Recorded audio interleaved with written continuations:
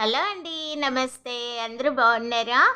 ఈరోజు శ్రావణ శనివారము స్వామివారికి అభిషేకం చేసుకుంటున్నానండి. పచ్చకర్పూరము వేసి దానిలో వాటర్ పోసి స్వామివారికి అభిషేకం చేసుకుంటున్నాను.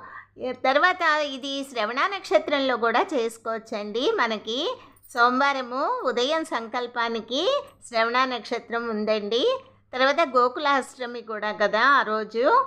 అయితే స్వామివారికి ఇలా అభిషేకం చేసుకుంటే చాలా మంచిదండి. మన స్- శని అనేది ప్రభావము మన దరిదాపులకి రాదండి.